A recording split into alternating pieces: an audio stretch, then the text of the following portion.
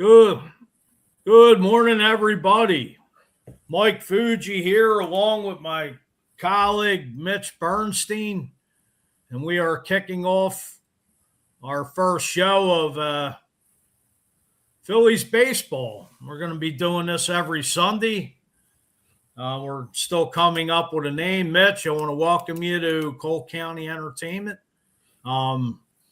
Baseball is 4 days away. The Phils have set the lineup or set the roster finally. Some big news already coming out within the last half hour or so. Phillies extend Chris Sanchez to 6 years, $107 million through 2032. Welcome. Let me know your thoughts.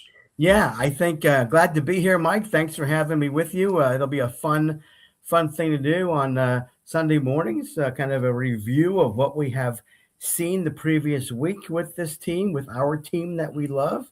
That can be we can be frustrated with, we can be angry with, and then we can love for the performances. That's what baseball's about, right? Yes, sir. The signing of Sanchez is great. Locking that kid up is a smart move for the Phillies.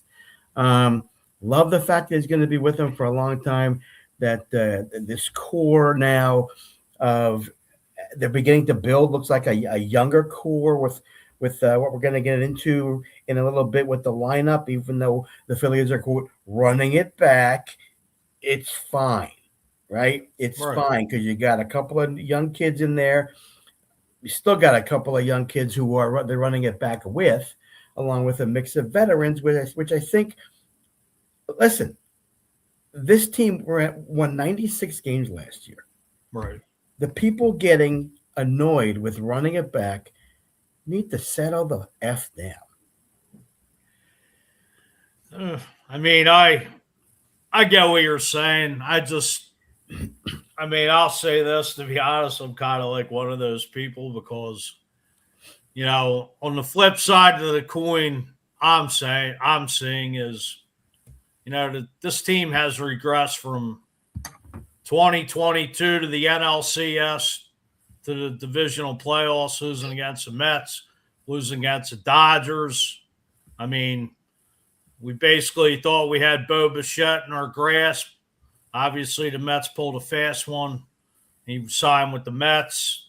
I would have went after Alec Bregman to play third, but there were no takers on Alec Boehm. And let me ask you, Mitch, looking at the 2026 roster, which additions or breakout players are making the biggest impact?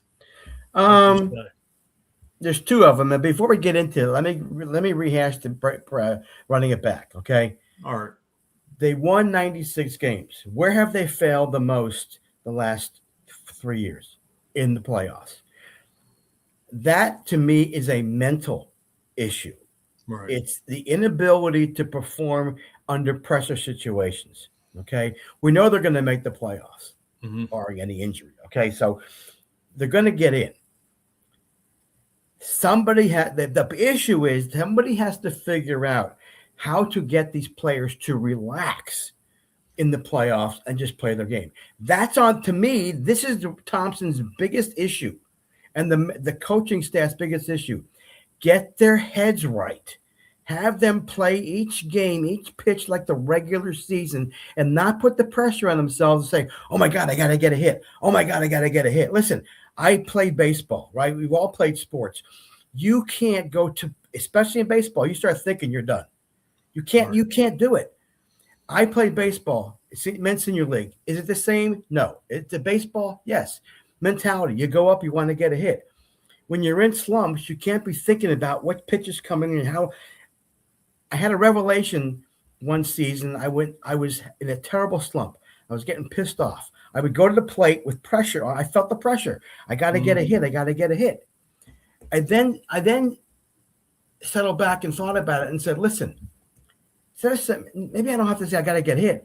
Maybe I just got to say, just meet the ball. And I settled myself down. And I remember this, and I tell people the story. The last 3 games, I was 6 for 12 because I settled down and I got myself in my head right. I honestly think that this is what the issue is with this team in the playoffs. Because they go in. Here's the thing: you have expectations as an adult with Right. our jobs, with our families. Expectations are way up. Okay, Exactly. what happens if you don't meet those expectations? You start going, oh my God, what am I doing? What's wrong? What happens? Oh my gosh, boss, come talk to me. Pressure. These are professional athletes. They Right. can't do that. They haven't been able to do that the last 3 years. So I don't know what the answer is. Dr. Joel Fish is a psychologist. I know he's worked with the Phillies in the past. I don't know if he's Mm-hmm. worked with them now. To me, that's the issue. Get your heads right and relax in the playoffs. This Well, team will be fine if they can do that.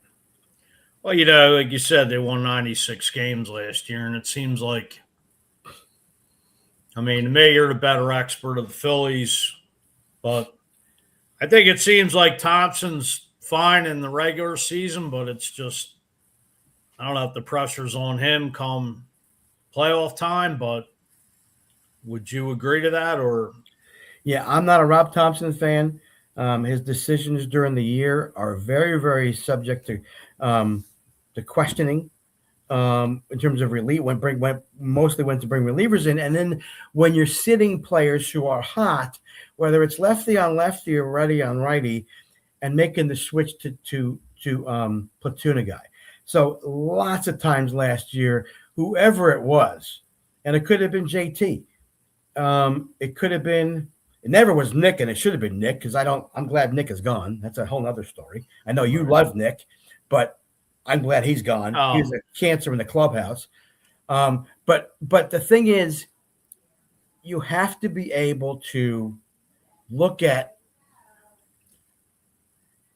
what this lineup has been and can continue to be and what's happened in the spring. So let's look at, like you asked, who are going to be the impact players as rookies.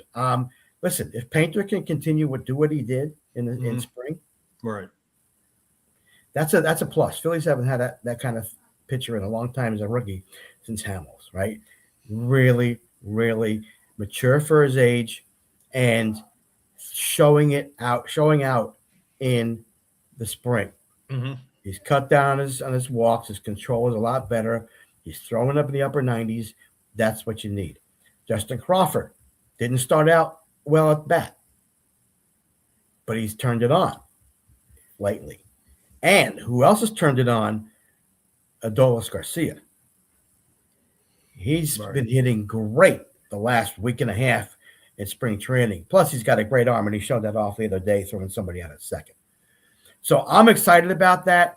Otto Kemp, Marsh did not have a great spring, not hitting the ball at all. Otto Kemp has been. Okay. So I think they are in a good situation with the lineup as we go into the beginning of the season. Right. Well, I mean, I agree. I mean, Painter being the fifth starter looked like he's, settled into, major league form. Hopefully, it's only spring training. I think Upton's the real deal, and I think he's going to come in and surprise a lot of people. Crawford, you mean? Crawford, I'm sorry. I'm thinking of John. I don't know why I'm thinking Justin Upton. I'm thinking, Crawford. wait a minute. Did I miss something here? I meant to say Justin. Forgive me. I'm not. Justin Upton. I get it. Yeah, that's where it was. Okay. I meant to say, I think Crawford's going to, turn heads, and I think he's going to be an impact player right away. And I do too. I think, he wants to play. He definitely wants to play. He's excited. It's going to be fun to watch him because he might want to do some bunting from what I've heard. Get on base. He can definitely take a base, which would be great. Put people on the scoring position. So I think, do you want to go over the lineup and let's go over the lineup if you want to, and see what each player has to do. All right? Absolutely. Start at first base. Bryce Harper has been talked about a lot, not just by me, by the professional reporters, the Todd Zaleckis, the Jim Salisbury's. Got to cut down on his chase rate. He's talked about that, Harper. He was 40% chase rate in the playoffs last year, horrendous. 35% during the year, horrendous. He knows he's got to cut it down, but the question is, can he cut it down?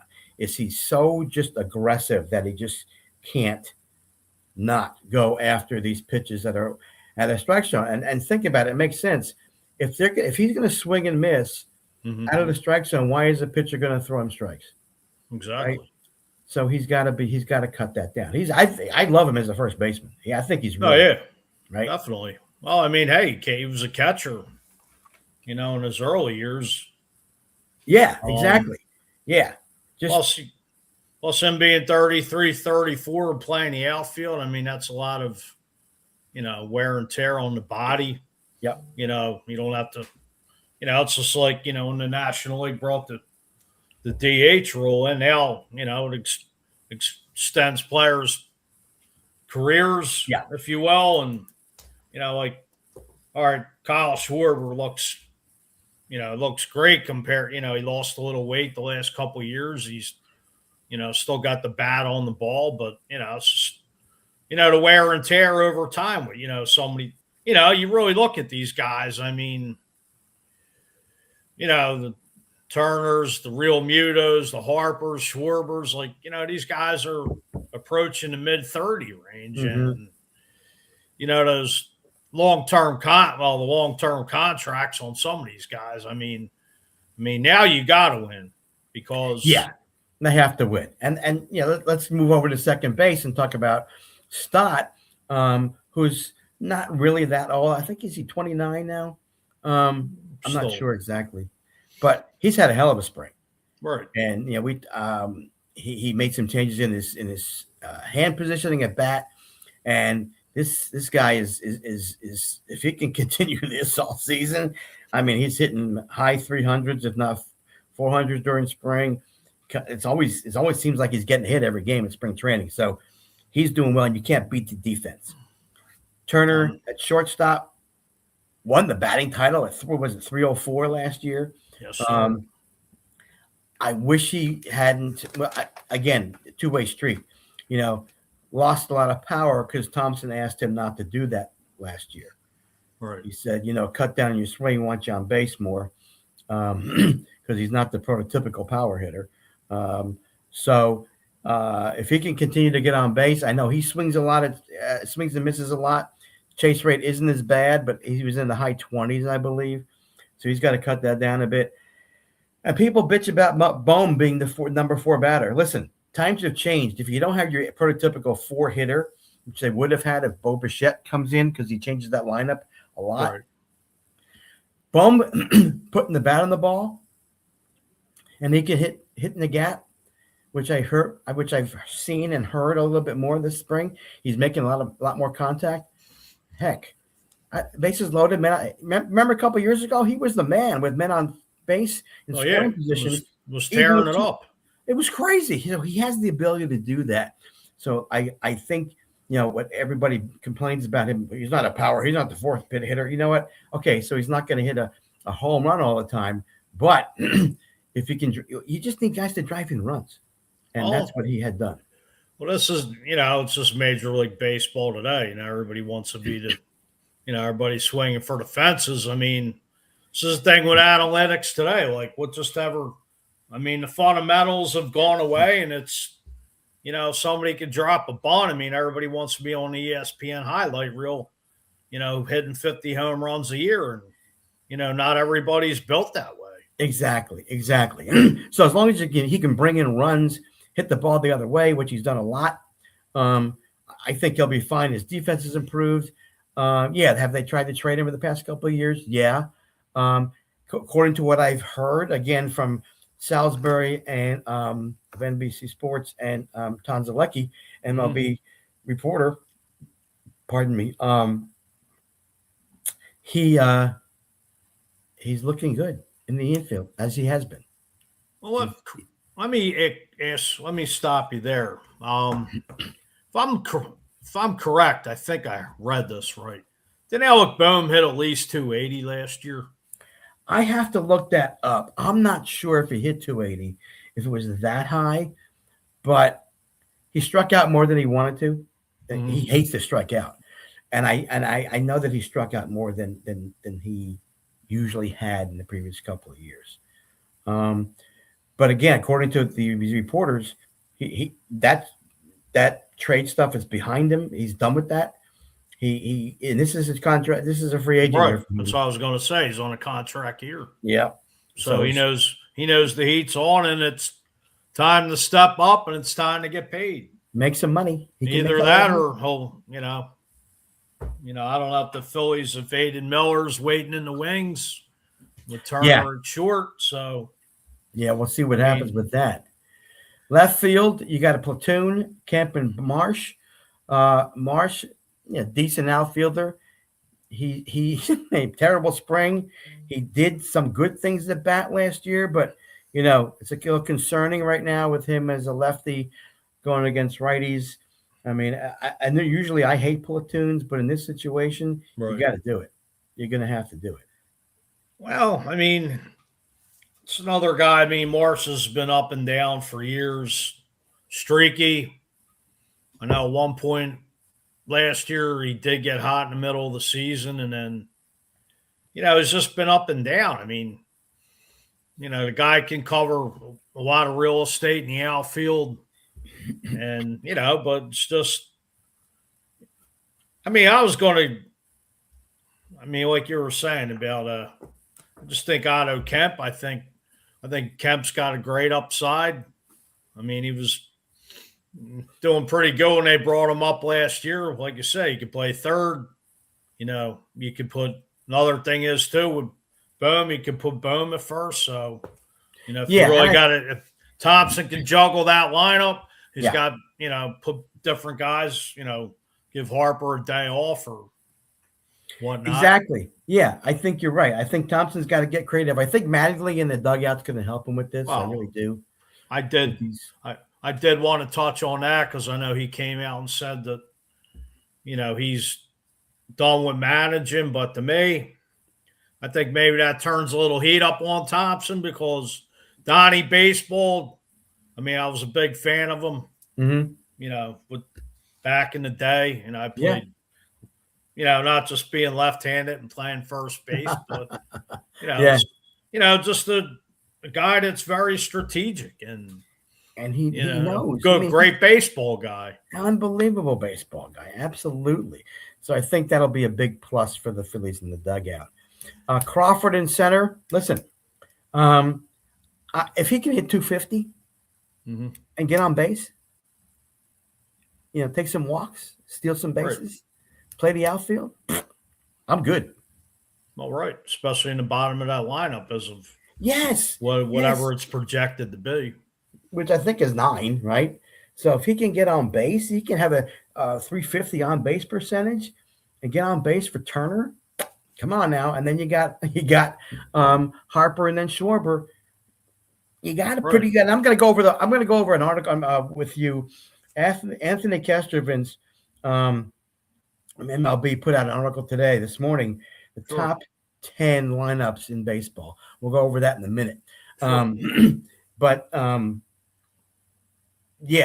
Crawford, if he can do what he's doing, even if he hits 250, I'm fine. Get on base and play a decent center field. That's good. Adolis Garcia, that was the big question. One of the bigger questions. Why Phillies? They got him. Terrible last 2 seasons, but he has fixed his swing again. Kevin Long and him had a meeting, from what I understand, and again from Zaleski, excuse me, Garcia would be in the batting cage more than anybody this spring, and they changed his stance and the bat. So here's my mug. Okay, so he was like this a little bit. He pushed it up this way, right? More straight up and down, like Stott was doing, and that's made some amazing change. He went 4 for 4 the other day, a home run and 3 singles, because they changed the bat path is longer here to the ball than here to the ball. I'll say this: I actually like Garcia, and I I mean, his time in Texas, I know he didn't have the best year last year, but you know, we in the media outlets can talk about putting Bone fourth, but with Garcia's power, why can't you plug him in and As you just clean said, up or third?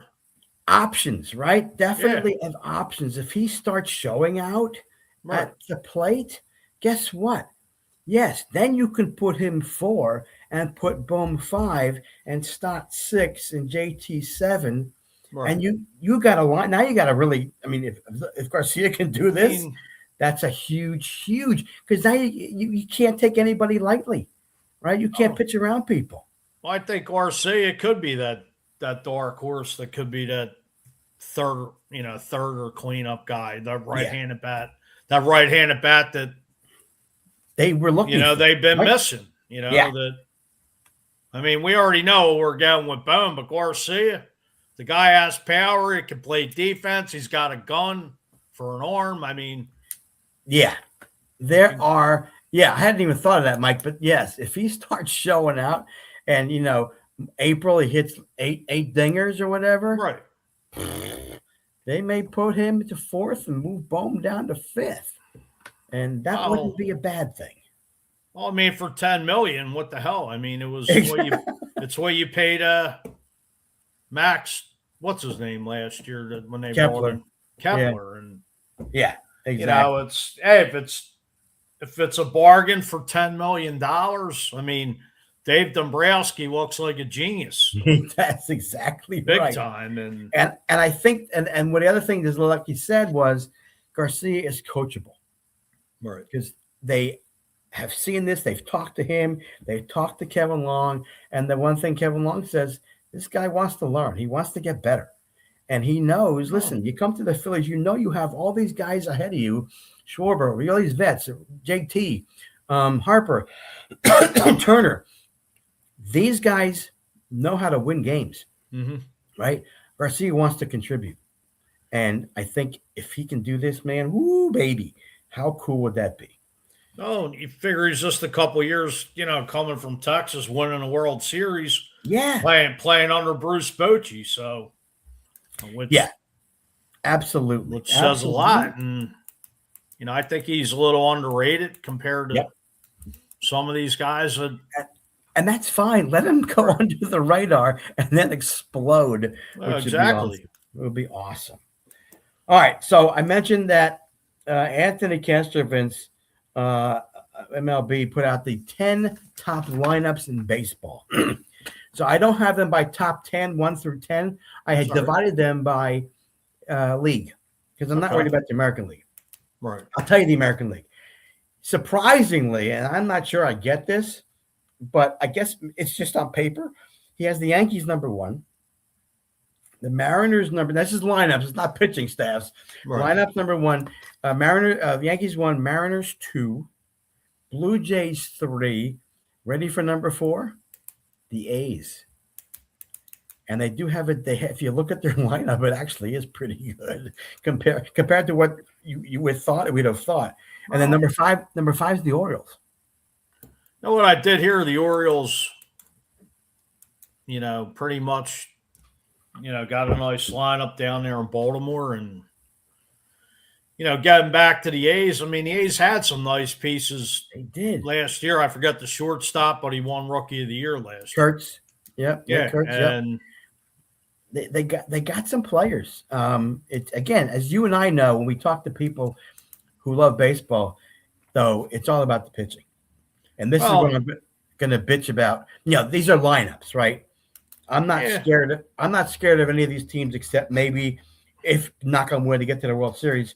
Blue Jays and Mariners and their pitching. Well, I mean, I actually was hoping Seattle would get there last year. I mean, I was about too. The 2 teams that made it to the ALCS, and that that team in Seattle, they seem like they're built.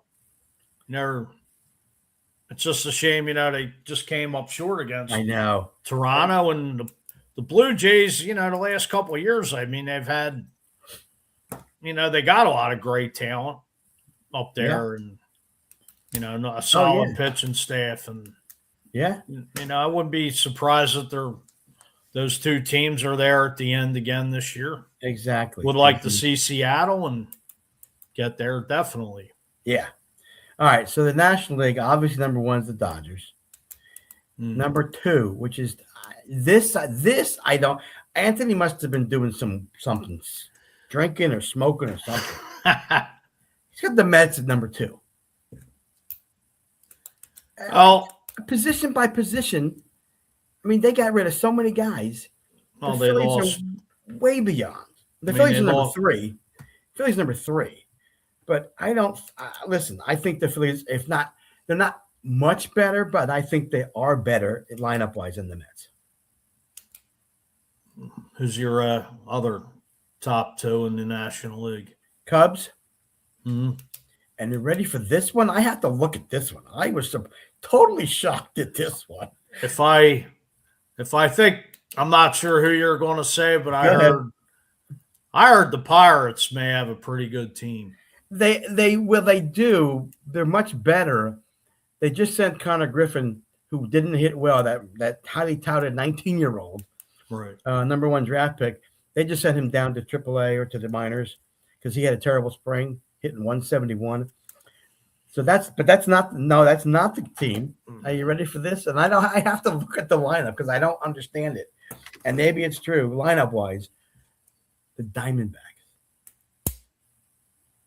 I don't know enough about. I have to look at their lineup. I guess. Well, Carroll. They picked up. Ketel Marte. Is it Marte on there? Yeah. Marte. They picked up. No, what the heck's his name? That played for the Cardinals. Played third. Oh, Arenado? Yeah.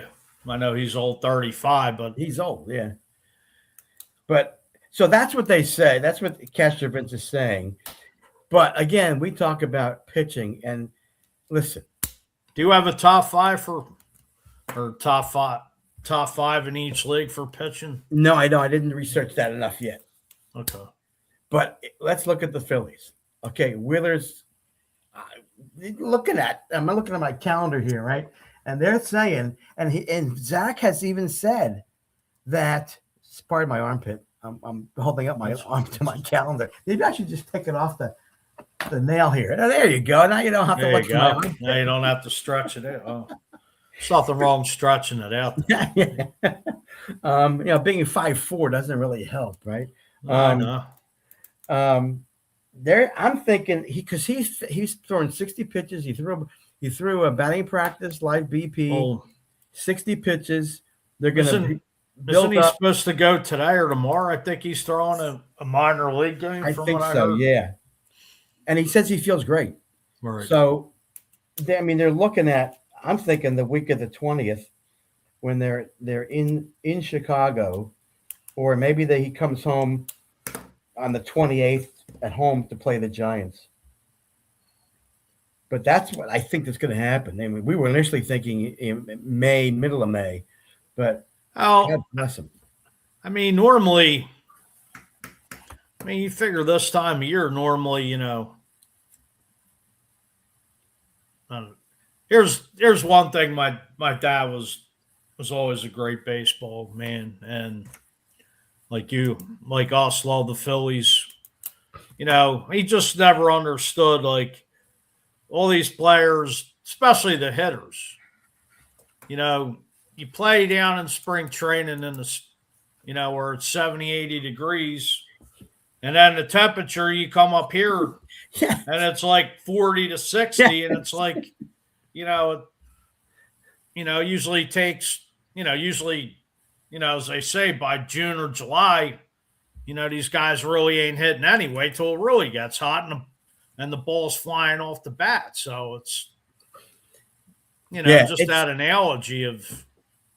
I wouldn't want to be them.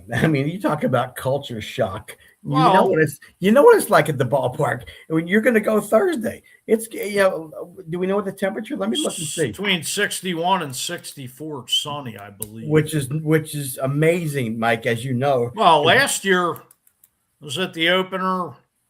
I forget what they predicted, but it ended up being like 80 degrees, which I which was amazing, which was great because I was all bundled up with, I had my jet. It wasn't like Nanook of the North, but right. All right, so here you go. Ready? Are you ready for this? So Saturday the 28th. Are you ready? Sure. They are home. They're open Thursday, and the weather report is 71 and 54. 71 is a high. Great. It's a little windy, 10 to 15. They don't play Friday, and they're expecting rain. Mm-hmm. Saturday, 47 degrees. Might as well just break out the football pads. Exactly. And play but then football the rest of the instead. week is in the 60s. Go figure. That's Oh, crazy. But yes, to your point, it's crazy. It's got to be culture shock for these guys to come up. Well, yeah. I mean, from Florida. Oh, especially the pitchers when, yeah, you're down there and like Lee said, 70, 80 degrees, and you got to come up here and, come Saturday, I'm sure Jesus Luzardo, believing he's the number 2, will be wearing his jacket. So yeah, absolutely. Yeah. So Wheeler, listen. So I was going to say, yeah, Wheeler, he comes back. Great pitching in Luzardo and Sanchez, and Nola looked good in the World Baseball Classic. Yeah, he did. I mean, he got the USA, and the helped us out.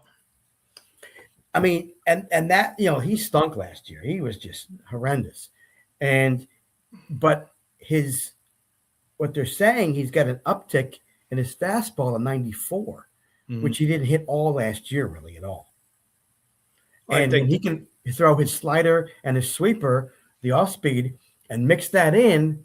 If he's got, the thing is with him as a type of pitcher, like Jamie Moyer was, right? Moyer didn't hit 90 the whole season. No, but he picked spots and he kept it down in the zone. Well, you figure that's why Jamie Moyer pitched till he was in his 50s, because he wasn't a power pitcher like a Roy Halladay, Pedro Martinez, and with the shit, when your shoulder starts breaking down, it's the writing's on the wall. Yeah. So if Nola can, he can control, throw strikes, bottom of the zone, in and out, which is hard to do, but you're a professional, so hopefully he can hit those corners. And then you got Walker, quote, and then Painter. Listen, Walker was a bit of a surprise how much better he was than we thought he was going to be most of the year. Right. Pardon me. But, Painter, woohoo. He can do what he does, man. And, it's hard. I love the fact that the Phillies now have a guy in Painter who all of the National League hasn't seen yet. Nobody's seen him. All right. Nobody has a scouting report. That is a huge plus because the Phillies typically suck against pitchers they haven't seen. Well, no. True. It always seems like over the years they made guys they have to be look like Cy Young. Why? I don't know. Mike, it just always seems to be the kryptonite of it. I don't know if that's if I can use that word. Do they have scouting reports? Yes. Do they have them on iPads? Yes. Are they not studying these guys? That's what frustrates the hell out of me too when they can't hit these guys. But again, JT, the catcher. So you got JT and Marchand, Harper, Stott, Turner, Bohm, Sosa. Dylan Moore, who a lot of people aren't really excited about, but this kid has shown that he'll contribute, I think. Right. He'll contribute. Marsh, Crawford, Garcia, Kemp, and then you got Sanchez, Luzardo, Walker, and Nola and Wheeler, Painter. You got in the bullpen. Here's my concerns in the bullpen. Now, Kyle Backus has done really well this spring. With that crazy release, that pretty much sidearm, underarm release, and he's throwing strikes. Duran, Keller, Alvarado. You can't beat those guys at all. It's great. They got to throw strikes. My issue is with Pop and Meza. Kirkering's not going to start on the IL. He'll be back, and hopefully Pop will be the one. I was not impressed with Pop all spring. But Kirkering will be back. He's working on a new pitch, a new pitch. He actually showed the grip on his new splitter, and he's hopefully going to use it. That's going to, he said, again, on the Philly show, he was there with Zalecky Salisbury and Ruben Amaro Jr. showing how he grips the ball, and he's going to, kind of almost throw it like a screwball a little bit and have that break down and in. So if that can work, that's because he needs to stop throwing fastballs because they typically hit his fastballs. Were you surprised the Phillies did bring back Jose Alvarado? No, because they needed him. They needed him. And I think the public is now, he's done his time. Right.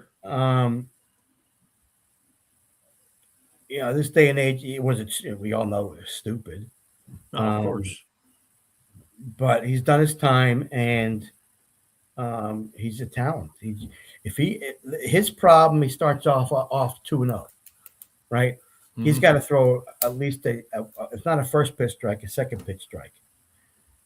And if Duran throws that 100-mile heater, he's got to throw it every other pitch. Right. Or maybe 2 in a row, but different locations. Because too many times when he came up last year, he was great. But then, major league hitters can time up 100-mile fastball, and he got blitzed a couple times and lost games, lost blue saves. Mitch, out of the Phillies acquisitions, out of the bullpen, which one do you like the best? I think. Listen. You can't. Keller, if he continues to throw, great setup, man. I mean, it's great. I don't know much about Bolin, but Kyle Backus also. I mean, these guys, lefty and a righty. I mean, right. That's what you want. And they didn't have a lot of that last several years. They didn't have many lefties in the bullpen. Let me ask you, with Strom, which they got rid of. Yeah. Traded to Kansas City. Now, so hypothetically say, God forbid, I may take some heat for this, but God forbid if DeRon were to go down long term, besides Alvarado being a candidate, is there any other of these pitchers in the bullpen that could step in and be a closer, or would it be more closer by committee, you think? I would think they would start with, you saying Duran go down? I'm just saying, God forbid, one of these other guys besides Alvarado, Well, yeah, it would have to be Keller, I think. Yeah. I think as a setup man, I think he's got the ability to do that with throwing hard and throwing some breaking pitches. That's what you need. You can't. I don't think Backus has the ability to do that. Mm-hmm. Could he? I guess. I don't know. I don't know that he's ever been a closer. I would hope it wouldn't be by committee. My whole complaint about committee is you never know what your role is. Oh yeah, right. You got to get ready. That's what the knucklehead Thompson has done. Knucklehead. Initially, I mean, I cannot. Right. The guys have to know their role, especially as a closer. It's a different mindset. Oh, of course. You got to have a killer attitude, and if you guys, you can't have all 13 guys in the bullpen, 12 guys in the bullpen coming in there thinking they're going to be a closer. No, of course. It doesn't work that way. It's like playing roulette, basically. They don't know. They have to be prepared. Well, you're right, because that's why they ended up getting Duran, knowing Alvarado would come back. Those are your 1-2 if they need to. If if Duran ends up in a slump, you go to Alvarado. Not a big deal. Hopefully, and Duran goes in, fixes some whatever happens, and he obviously becomes the regular closer as is scheduled. But I think Keller would be the one. Okay. Another question for you with Zach Wheeler. Guy's been lights out. God bless him. 36 years old. Take away the blood clot issue. Yeah. You think Zach Wheeler can come back to form, and how many years do you think Zach Wheeler has left? I mean, I know he's contemplating retirement after this last extension, but Right. I mean, Yeah. you still think he could come back and be the ace that he was before this blood clot situation? From what I'm seeing and what I'm hearing, absolutely. He is the Zach Wheeler that we've known in spring training, and they just have to build him up. He feels great, he says, and there's no reason to think he won't. He's got no shoulder issues. Yeah. Here's the thing too. You get Zach. Well, I don't think there's really any point to rush Zach Wheeler back within April, May, unless he's ready to go. But do you stick Zach Wheeler in that number one ace spot, or do you? Yeah. Just depending on Sanchez. I think he goes once he comes back. He is the number one guy. And like I was going to say before, this pitching staff, if they can perform to their potential, which we've seen Wheeler, we've seen Luzardo, and we've seen Sanchez. There's nothing to tell us. And even in the spring training, those two guys, Sanchez and Luzardo, have been terrific. Right. Absolutely. Painter, you can't beat. I mean, listen. Yes, if these guys can do what we hope and what they have the potential to do, it's one of the top starting pitching staffs in all of baseball, really.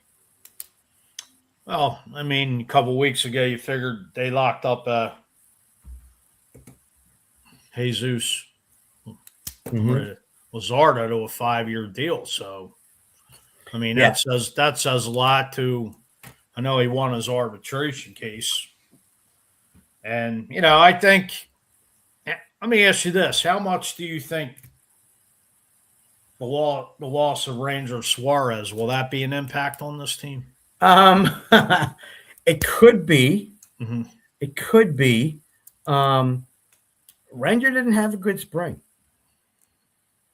So you will have to. I'm gonna follow that to see what's going on with him. But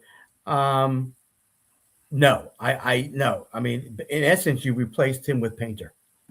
And I also think they last year when they got Luzardo, knowing that Ranger Suarez is going into his final year, that they probably figured, well, we're not going to re-sign him, so we'll trade for Luzardo, who I think he was the free agent after next season. But locking him up, I kind of think it was, addition by subtraction, bringing in and locking Luzardo up to a 5-year deal. And not only that, you did the right thing locking Sanchez up. Yeah.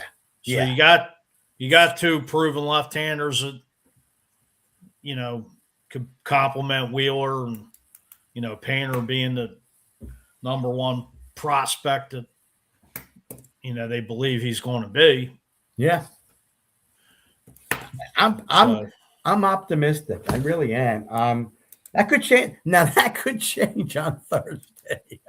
Oh, I mean, I'm such an old curmudgeonly pain in the ass, but I'm watching. Obviously, my wife will be away. Right. It's at 3:00. I got the TV on. I'm watching this game. Oh, it's always to me, it's one of the best sporting, days in sports of the year when, the brutal winters, you're down in Carolina, I'm up here in Philly. The winter that we've had, I mean, was just brutal. I mean, just glad to get the hell out of it. Yeah. Just can't wait to get the gas bill, right. back down to a normal. Yeah. Oh, yeah. Every month. But it's just, I'm just fortunate, the weather is going to be beautiful. Where are your seats? I got standing room only. Okay. Listen. So that's not bad. I love standing around. When I go myself. If I don't have an end seat, forget it, because, you're whether you're stuck in the middle Oh, that's the beginning worst. of the. I mean, then you got to climb over 5,000 Yeah, people. I know. To me, I'll be out. I don't know if you know. Well, you work. How long did you work at the stand next to McFadden's? 3 years. Okay, so that's, by the way, that for our audience watching, that's how you and I met. Yep. You know, Mikey and I were standing next to each other. Unfortunately, we lost a good man a couple years ago, Nick Pisa, who was my. Oh, Nikki passed away. Yeah, Nick passed. Really? 20. I want to say 20 or 21. He needed a kidney, and I believe he was on a list. And I thought I thought maybe I may have told you, but Nick passed. Nick was with the Phillies probably a little over 30 years. Wow. So great guy, Oh my gosh, yes. So much fun to be him and I would, You guys would just people don't know it, man. These guys had a fun relationship. It's always fun to watching those two together. God bless Nick. I mean, hey, we almost, it was all fun and games till the ball Boston got serious a couple times. But yeah, that was fun, man. That was a fun time. Those were, Shane McFadden's isn't there anymore. I know. You know what I did want to get into? What? And I'm going to have Kane Kalis on my show. Oh, that'd be awesome. Not this Wednesday. It's either following Wednesday or Thursday, but I don't know if you heard this, but the Phillies changed the name from Harry the K's. I read that. Which I think, and I think that's a flat out disgrace because, I mean, it's been Harry the K since 2004. I don't know why they could. Well, you know why? You know why they did. It's all money, of course. Yes. That's the bottom line. And I mean, it's too bad. Listen, if they had any forethought and realized what the impact was, listen, this team is not a great customer service oriented team. Then I'll tell you why in a minute. But if they were, they would have said, listen, folks, here's what we're thinking of doing. We're going to shut down part of Harry the K's or move Harry the K's because of how much of an icon he was for that ballpark and that team, right? Yeah. And not piss off the family and do something, whatever they wanted to do. Right. Okay. That would have been the smart move. They're taking a bunch of crap. I don't know that it'll affect people coming to the ballpark. It just gets them angry in the fact that, hey, where's the ability to continue the legacy besides having a statue, right? That to me, again, who knows what the real reasons are? Was it not bringing in enough money? Probably. Again, we talk money, and they're getting a ton of money from this new thing that they're putting up there. I don't know, but you should have done something else with Harry the K's. Oh, I know. According to an article I was reading on, a lot of fans are up in arms about it. Yeah, a ton. That's all. What are you going to change next? Ashburn Alley to something else? Yeah, right. I mean, think about it. Listen, that's what people are going to say, right? Well, what are you going to do to Ashburn Alley now? You're going to change it to you're just going to take, the like Phillies history. You're going to take the Phillies history away, all of a sudden. Not a smart move on their part. And customer service wise, they are, and I will send this to you. Okay, I did a study of every team's giveaways the past in 24 and 25 and this year. Right. I will tell you beyond a shadow of a doubt, the Phillies giveaways are the least creative of every other team. They have no ability to think outside the box for giveaways.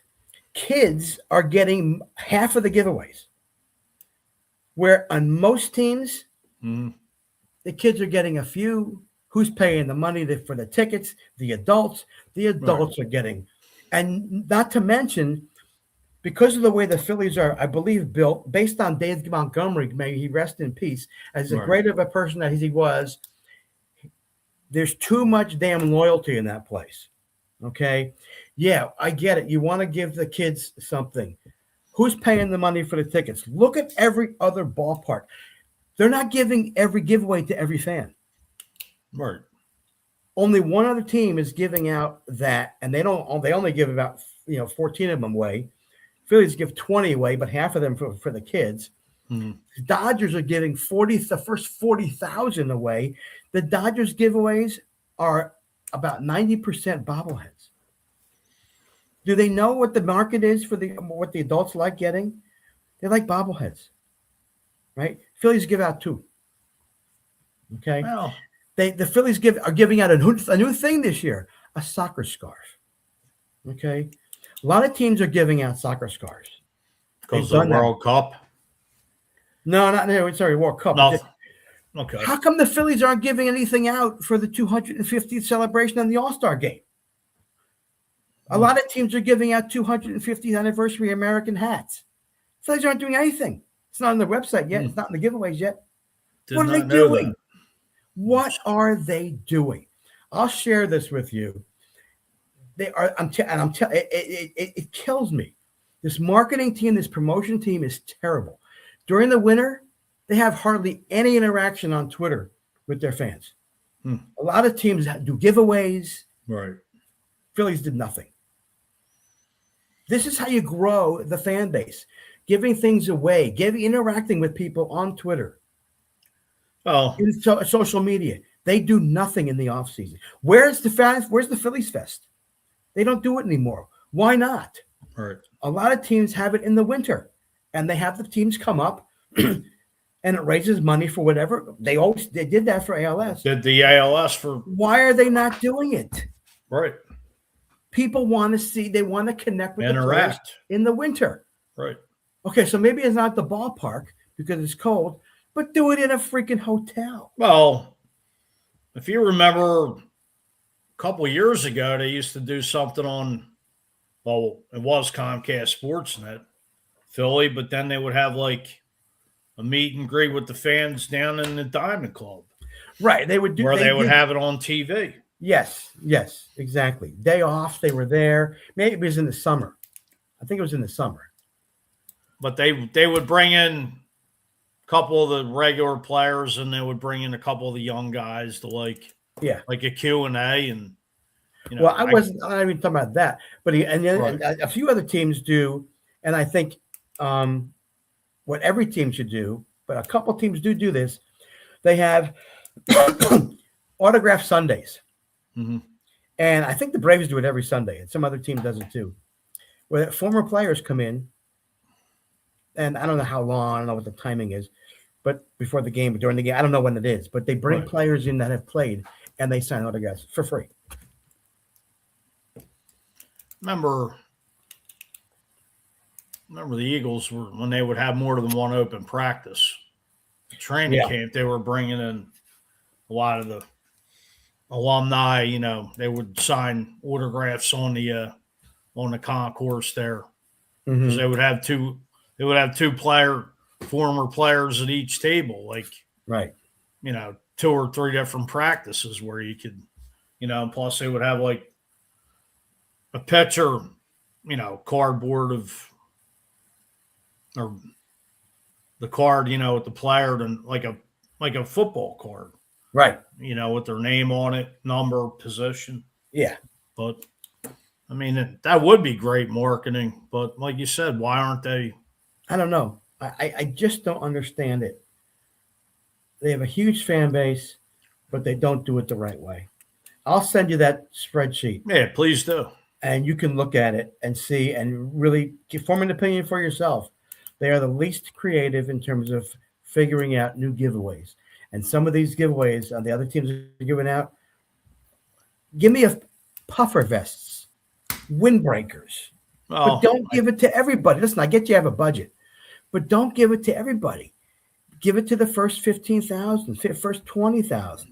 Spread it out. Give it to mostly adults. Get the couple of kids, let them have fun when they get the giveaway. But the adults are spending the tickets. I love a bobblehead. A lot of people love bobbleheads. All right. Okay. I would love to wear a Phillies vest or a windbreaker or anything that's unique and different. Basketball. Every team pretty much now is doing a basketball jersey and a hockey jersey. Do one that looks like the Phillies, not Flyers jersey, but it's a hockey jersey for the Phillies, a soccer jersey for the Phillies, a basketball jersey for the Phillies. Be creative. It's annoying the crap out of me. You're getting me all fired up. Oh, I know they are giving out like a Miller Lite, some type of hat, a bucket hat at some point. But they do that every year. Right. They do it every year. Men's Father's Day, a hat. Women get something else. Like a bag or Yeah, it's do something. Look at do they not look at other teams and see what they're doing? They don't, obviously they don't care, which obviously tells me they don't care, which bugs me too. But that's my soapbox. Well, I mean, I can relate. I mean, the tickets have gone up. I mean, the 400 level, hell, you're paying nearly $40, $50. $50, yeah, we're going now. And, we're going. And used to be in the high 30s. Used to be lower, of course, 20. What's the stadium now? 20 years, 2 years old. Yeah. But, the salaries. Let me touch on one more thing before we end the show.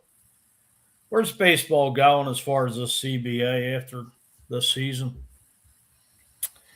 Well, that's a good question. Well, it's not a good. It's a good question, but it's an easy question to answer. I mean, they're 99% sure there's gonna be a lockout. And again, what Jason Stark said to me, it really isn't about. Listen, every other team hates the Dodgers because of what they did with Kyle Tucker. Right. How do you fix that? He doesn't know, but he said to me, it's not necessarily about salary; it's about revenue. It's about bringing in revenue, and you have these teams that don't have a good TV deal that are bringing in billions of dollars, but the Dodgers do, and the Dodgers have billions of dollars that they get. I had it on my screen. I took it off. I mean, the Dodgers bring in, and the Phillies do bring in a bunch of money too. Revenue, not from ticket sales, but all revenue, right? Mm-hmm. They have revenue, they can spend it. But if you recall, and I forget what year it was, it might be less than 10 years ago. I know when it was Comcast Sportsnet, they locked the Phillies up to a TV deal for 15 years, and I forget what they gave them. It was a couple $100 million to keep the Phillies on, NBC Sports as it is now. And, it's just my other question is, will baseball go to a salary cap? I believe they need one. They won't. Players won't do it. There is no way the players are going to do it. That's what they have to figure out. How are they? Again, the owners are crying. They don't want to do it. Should there be a floor? Maybe, that kind of thing. There are teams that do have the money that don't spend it because they do have a decent amount of revenue. I mean, maybe there's some kind of compromise with that, but even Jason Stark doesn't know. If he doesn't know, nobody knows how it's going to end up and what they're going to end up doing. Well, you had Jason Stark on your other show, correct? Yeah. I interviewed him, and that's what he said. He's Mitch. Everybody hates the Dodgers. I don't know how they're going to figure it out, but they have to figure it out because baseball is at a great spot right now, and the players know this, but the players aren't giving in. Well, they were talking on WIP the other night when I was at work, and I was listening to it, and Tom Kelly, who's on the radio, not Tom Kelly, who is part of the runs Cole County Entertainment here. No relation, not the same person, but gotcha. They were talking about, the way of the world, WBC. I think they were higher in the ratings compared to, I don't know if it was the NBA Finals, but like it seems like right now, the WBC kind of really brought a Yeah. lot of people back, probably since the McGuire and Sosa Yeah. era with the home run thing and during that steroid era. But Mm-hmm. it's just baseball can end up shooting itself in the foot, God forbid. Yeah, with I think it's with a lockout. going to be a problem. You're exactly right. They broke records with people watching. I think that final game, and the entire World Baseball Classic. Yes, I initially said, Mike, I could care less. I really didn't care who won, but I ended up watching because you had all these players that you knew from Major League Baseball, and everybody was in the stands. I mean, they were going nuts. I mean, it was just a crazy atmosphere everywhere they played. Which is obviously great for baseball. Right, especially Miami and Houston. Yeah. So, yes, baseball is on a high right now. And if they have a really good season and it gets a really good postseason, it's going to be a shame. It's going to be a real shame. And someone's got to figure it out. Some economist has got to figure out and talk to the Players Association and the owners about what they think would be best. Sit them down in a room and say, owners, what do you want? And maybe they've done this. I don't know. Right. Owners, what do you want? Players, what do you want? What don't you want? We don't want to sell our cap. Basically do the negotiation with somebody who is not involved with baseball, and get their economic opinion as to how it could work best. Agreed. But that was a fast hour, just chopping it up. And yep. Mitch, I want to, before we get out of here, I want to ask you where you can tell everybody where they can plug you in. Well, I'm on Twitter at Phil's Fanatic, as you can see on the screen. And on Wednesday night, I have another podcast with my buddy Lou. It's called the Extravaganza with Lou and Mitch. Wednesday, I'm celebrating Women's History Month. I have 3 amazing guests talking about women's baseball. Number 1, Ryan Woodward, who is a project coordinator for the International Women's Baseball Center. He's been doing this for years, really focusing in on a new facility in Rockford, Illinois, where the World Cup baseball competition is taking place this year. I have Major League or former Major League or umpire. She hasn't made it to the majors yet, but she's umpired in spring training games. Perry Barber, she will be on talking about women umpires and why they haven't made it to the major leagues yet, except for Jen Powell from last year, and her excitement about the Women's Professional Baseball League. And Patty Pelton, who played a character in A League of Their Own movie. Oh, wow. Yes, she will talk about her movie experience in that movie, her experience in that movie, and get her thoughts and excitement about the Women's Professional Baseball League coming up this summer. So she played in it with Gina Davis, Rosie O'Donnell, Madonna, Tom Hanks. She was in there. She was not a major character, but she was there. So I met her last summer in Durham. The women's tournament playing up in Durham. I didn't know she was even there. Wow. So she's coming on. So she was like maybe one of the extras on set? Well, I don't think she was an extra, but she was a minor character. Okay. Like one of the other ladies on one of the other teams? Peaches. She was on the Peaches. Oh, okay. So she was right in the thick of it. All right. Yeah. Nice. So we'll be looking forward to talking to her. That's the Extravaganza with Lou and Mitch. It's on it's on YouTube at Captain Lou Sports Network 7335.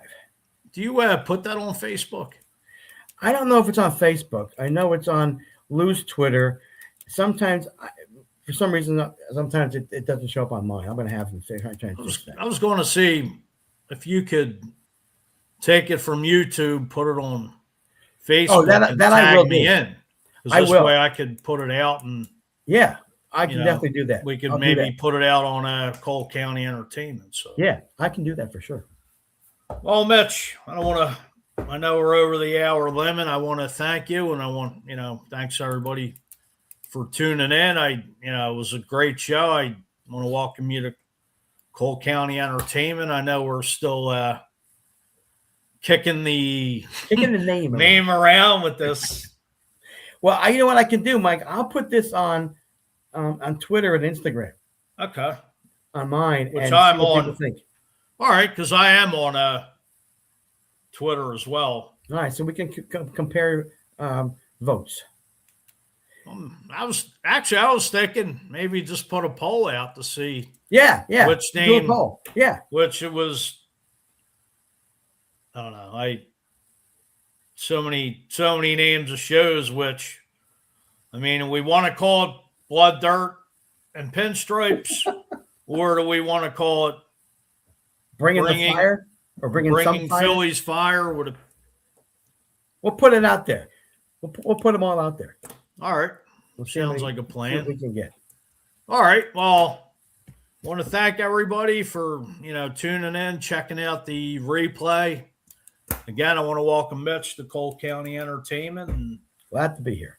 Looking forward to working with you, Mitch. I mean, I know we worked at the Phillies, and here we are on Sundays. I don't know if it's going to be morning time at 11 or mid-afternoon to early nighttime, but we'll see. We're still working out those details. But I want to thank for Mitch, myself, Mike Fuji, our Phillies podcast here.